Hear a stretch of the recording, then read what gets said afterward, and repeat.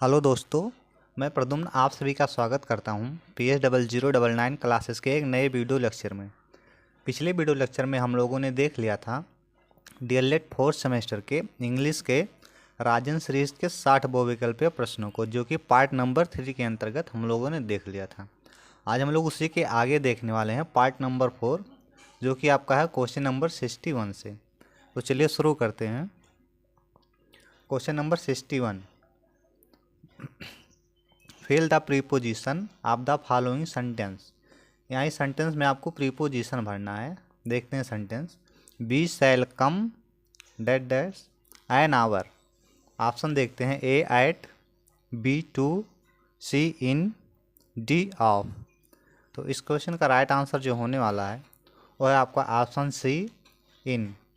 B shall come in an hour, यानी जब कोई काम दिए हुए टाइम के अंदर होता है तो वहाँ हम लोग उसके लिए इन का प्रयोग करते हैं। जैसे मैं 1 घंटे में आऊँगा तो एक काम 1 घंटे के अंदर ही हो जा रहा है, तो इसलिए यहाँ इन का प्रयोग हुआ है। नेक्स्ट क्वेश्चन की तरफ मूव करते हैं। Question number 62, the bus was passing dash dash a tunnel. इसमें आपको प्रीपोजिशन भरना है। ऑप्शन देखते हैं। A in, B through, C upon, D from. इस क्वेश्चन का राइट आंसर हो जाएगा आपका बी थ्रू। जब कोई चीज़ किसी से होकर गुजरती है तो वहाँ हम लोग उसके लिए थ्रू का प्रयोग करते हैं। नेक्स्ट क्वेश्चन की तरफ मूव करते हैं। Question number 63, he is not eligible the post.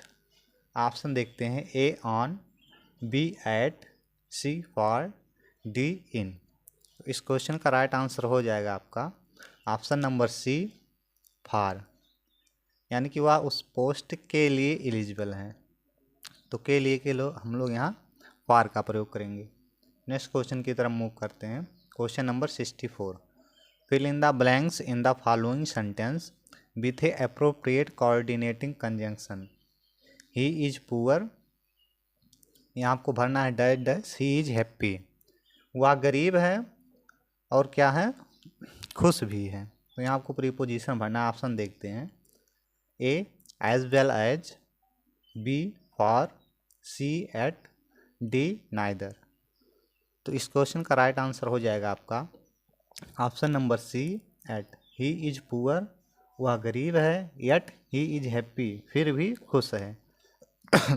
Sorry, देखिए यहाँ जो यट लगा है, यट ये आपका कोऑर्डिनेटिंग कंजंक्शन है। और कोऑर्डिनेटिंग कंजंक्शन जब भी हम किसी सेंटेंस में प्रयोग करते हैं तो सेंटेंस आपका कॉम्प्लेक्स सेंटेंस बन जाता है।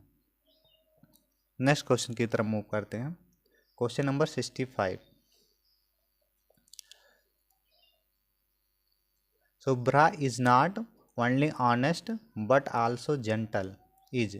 ये किस प्रकार का सेंटेंस है? शुभ्रा जो है केवल ईमानदार ही नहीं, जेंटल भी है। तो चलिए देखते हैं। Option A mix sentence, B compound sentence, C simple sentence, D complex sentence. तो इस पर का राइट आंसर होने वाला है आपका option number B, compound sentence. देखिए नॉट ओनली बट आल्सो, ये आपका कोऑर्डिनेटिंग कंजंक्शन है। और जिस वाक्य में कोऑर्डिनेटिंग कंजंक्शन होगा वो सेंटेंस आपकी होगी कंपाउंड सेंटेंस। और जिस वाक्य में सबऑर्डिनेटिंग कंजंक्शन होता है वो वाक्य आपकी होती है कॉम्प्लेक्स सेंटेंस। नेक्स्ट क्वेश्चन की तरफ चलते हैं। Question number 66, convert the following sentence in complex sentence. इसको कॉम्प्लेक्स सेंटेंस में चेंज करना है। आप देखते हैं sentence. The news of his coming is not true, यानी उसके आने का जो खबर है वो सही नहीं है। इसको हमको चेंज करना है कॉम्प्लेक्स सेंटेंस में। ऑप्शन देखते हैं। A the news of that he will not come is true, B the news that he will become is not true, C the news that he will come is not true, D the news he will come is not true। तो इस question का right answer हो जाएगा आपका option number C, the news that he will come is not true. Next question की तरफ move करते हैं। Question number 67, convert the following sentence into compound sentence. When the sun set, we return home। यानी जब सूरज अस्त होने वाला था तो हम लोग घर लौट आए थे। इसका आपको बनाना है कंपाउंड सेंटेंस। ऑप्शन देखते हैं। A, the sun set and we return home. B, the sun sets and we will return home. C, the sun set and we returning home. D, the sun sets and we return home. इस प्रश्न का right answer हो जाएगा आपका A, the sun set and we return home. यहाँ देखिए question में when the sunset, यहाँ सेट जो हो क्रिया का सेकंड फॉर्म यानी पास्ट टेंस में प्रयोग हुआ है। बी रिटर्न होम ये भी पास्ट टेंस में है। तो हमको बनाना है जब कंपाउंड सेंटेंस तो वो भी पास्ट में होनी चाहिए। तो देखिए आपका यही है जो पास्ट में है दोनों सेंटेंस। बाकी सब में बी में दिया है द सनसेट्स, यहाँ प्रेजेंट में हो गया। सी में आपका दिया गया है the sunset and B returning, continuous हो गया, ये भी गलत है। फिर द सन सेट्स फिर प्रेजेंट में हो गया तो ये भी गलत है। इस प्रकार से इसका राइट आंसर ऑप्शन ए हो जाएगा। नेक्स्ट क्वेश्चन की तरफ मूव करते हैं। Question number 68, direct method of teaching English came as a reaction against, BTC 2018 में पूछा गया क्वेश्चन है। जो डायरेक्ट मेथड है इंग्लिश टीचिंग की वो किसके रिएक्ट अगेंस्ट यानी किसके अगेंस्ट रिएक्ट करता है। तो देखते हैं आपका A, translation cum grammar method. B, substitution table method. D, C, bilingual method.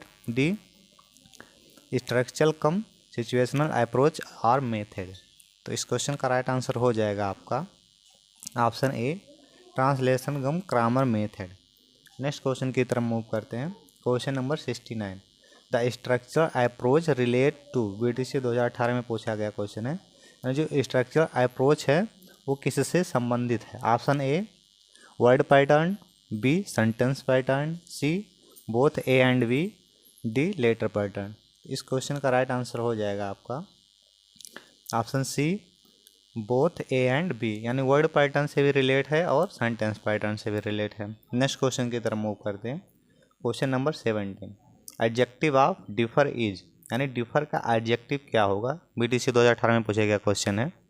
Option देखते हैं। A, different. B, difference. C, differently. D, none of these. इस प्रश्न का राइट आंसर हो जाएगा आपका डिफरेंट। नेक्स्ट क्वेश्चन की तरफ मूव करते हैं। Question number 71, what are the two productive skill. BTC 2018 में पूछा गया क्वेश्चन, ये मोस्ट इंपॉर्टेंट क्वेश्चन है। तो ऑप्शन देखते हैं। A, listening speaking. B, listening writing. C, speaking writing. D, listening reading. तो इस क्वेश्चन का राइट आंसर हो जाएगा आपका ऑप्शन नंबर सी, स्पीकिंग और राइटिंग। देखिए जो स्किल होता है वो टोटली होता है 4, जिसको हम लोग एलियास RW के नाम से जानते हैं। यानी लिसनिंग होता है, फिर स्पीकिंग होता है, रीडिंग और राइटिंग। फिर इनको 2 कैटेगरी में किया गया है। एक आपका प्रोडक्टिव स्किल होता है, दूसरा आपका रिसेप्टिव स्किल होता है, रिसेप्टिव। तो जो प्रोडक्टिव स्किल होता है उसमें 2 होता है, स्पीकिंग और राइटिंग, ये होता है आपका प्रोडक्टिव स्किल। और रिसेप्टिव स्किल में आपका होता है लिसनिंग और रीडिंग। यहाँ से हमारा वीडियो समाप्त होता है। अगर हमारी वीडियो आपको पसंद आई हो तो चैनल को सब्सक्राइब करें और अपने दोस्तों के साथ शेयर करना ना भूलें। जय हिंद।